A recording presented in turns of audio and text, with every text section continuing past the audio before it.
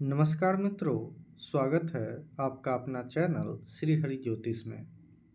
आज का एक कार्यक्रम आप सभी मकर राशि के जातकों के लिए बेहद खास है, क्योंकि आज हम जून 2024 का मासिक राशिफल लेकर के आए हैं। तो जून में कैसा रहेगा आप सबका धन, शिक्षा, स्वास्थ्य, व्यापार और प्रेम जीवन, आज हम इस विषय में विस्तार से चर्चा करेंगे। किंतु इससे पहले अभी तक आपने चैनल को सब्सक्राइब नहीं किया है तो सब्सक्राइब कर लिया है तो धन्यवाद। अब ग्रहों की स्थिति पर एक नज़र डालें तो प्रथम भाव का स्वामी शनि स्वराशि के होके दूसरे भाव में स्थित है। तीसरे भाव में राहु स्थित है और तीसरे भाव का स्वामी गुरु पंचम भाव में शुक्र, बुध और सूर्य के साथ स्थित है। वही केतु नवम भाव में स्थित है। अब इस महीने राशि परिवर्तन करने वाले ग्रहों की बात की जाए तो मंगल 1 जून को आपके चतुर्थ भाव में गोचर कर जाएंगे। वही 12 जून को शुक्र, 14 जून को बुध और 15 जून को सूर्य आपके छठे भाव में गोचर कर जाएंगे। तो ये है इस महीने का ग्रह गोचर।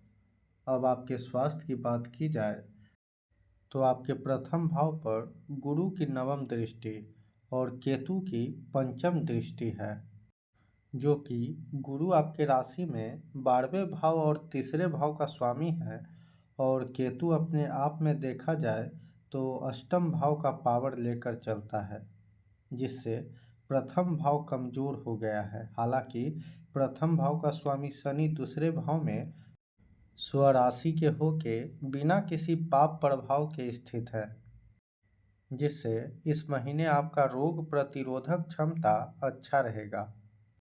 किंतु फिर भी इस महीने आपके पंचम भाव में गुरु, सूर्य और बुध की युति हो रहा है। बुध रोग भाव का स्वामी है और सूर्य अष्टम भाव का स्वामी है। अष्टम भाव असाध्य रोग का होता है और गुरु 12वें का स्वामी है और 12वां भाव हॉस्पिटल का होता है। तो इस महीने ये योग बन रहा है कि किसी बड़े बीमारी के कारण हॉस्पिटल का दौरा हो सकता है। विशेष रूप से ये दुर्योग 15 जून तक रहेगा, इसलिए विशेष रूप से 15 जून तक अपने स्वास्थ्य का ख्याल रखें। अब शिक्षा की बात की जाए तो ज्ञान कारक गुरुदेव और शिक्षा के कारक बुध और शिक्षा भाव का स्वामी शुक्र पंचम भाव में ही स्थित है। ये स्थिति छात्रों के लिए बहुत अच्छा है। छात्र अपने पढ़ाई में इस महीने अधिक मेहनत करते दिखाई देंगे। इसके अलावे इस महीने छात्रों को अपने पढ़ाई को लेकर अभिमान भी होगा, क्योंकि सूर्य पंचम भाव में स्थित है। वही जो छात्र विदेश जाकर पढ़ना चाहते हैं या फिर विदेश में रहकर पढ़ाई कर रहे हैं, उनके लिए भी ये महीना उत्तम है।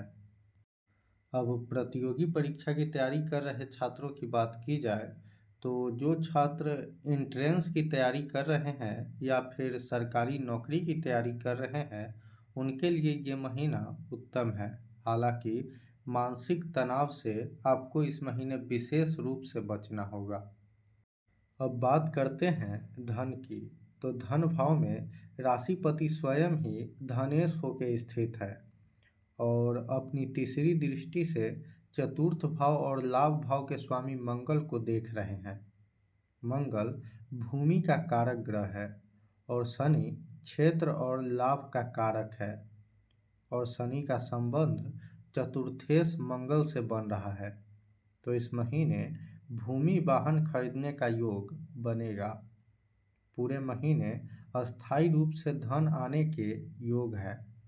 रुका हुआ धन भी इस महीने मिलने के योग हैं। अब आपके कार्य क्षेत्र की बात करें तो दशमेश शुक्र के साथ सूर्य, बुध और गुरु स्थित है। ये स्थिति कुछ अच्छा तो कुछ बुरा है। अच्छा ये है कि विदेशी कंपनी से जुड़कर व्यवसाय कर रहे जातक के लिए ये महीना बहुत बढ़िया है।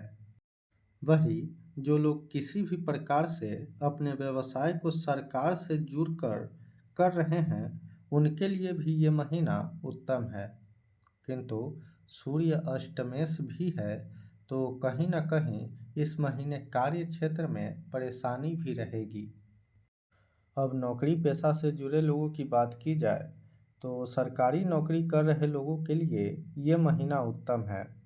वही जो लोग प्राइवेट नौकरी करते हैं उनको 15 जून तक अपने कार्यस्थल पर परेशानियों का सामना करना पड़ सकता है। वही 15 जून के बाद का समय नौकरी के लिहाज से बेहतर है। अब आपके प्रेम जीवन की बात की जाए तो गुरु त्रिक भाव का स्वामी होकर आपके प्रेम भाव में स्थित है। वही बुध और सूर्य भी छठे और अष्टम का स्वामी होकर प्रेम के भाव पंचम भाव में स्थित है। यानी त्रिक भाव का सभी स्वामी आपके पंचम भाव में स्थित है। ये स्थिति आपके प्रेम जीवन के लिए अच्छा नहीं है। प्रेम के कारण मानसिक तनाव और पीड़ा होगी। देखा जाए तो 15 जून तक जब सूर्य बुध और शुक्र अपना राशि परिवर्तन कर लेंगे तो भी प्रेम जीवन पर कोई खास फर्क नहीं पड़ने वाला है, क्योंकि मकर राशि का प्रेम जीवन मुश्किल होता है। अब मुश्किल इसलिए होता है क्योंकि अष्टमेश और षष्ठेश और पंचमेश हमेशा एक साथ ही गोचर करते हैं। ऐसी स्थिति में प्रेम जीवन में तनाव दुख का कारण बनता ही रहता है। कुल मिलाकर प्रेम जीवन के लिए ये महीना बहुत अच्छा नहीं है। अब आपके दाम्पत्य जीवन की बात करें तो आपका सप्तमेश चंद्रमा है और चंद्रमा की स्थिति एक समान नहीं होता है। वही आपका काम त्रिकोण में राहु स्थित है।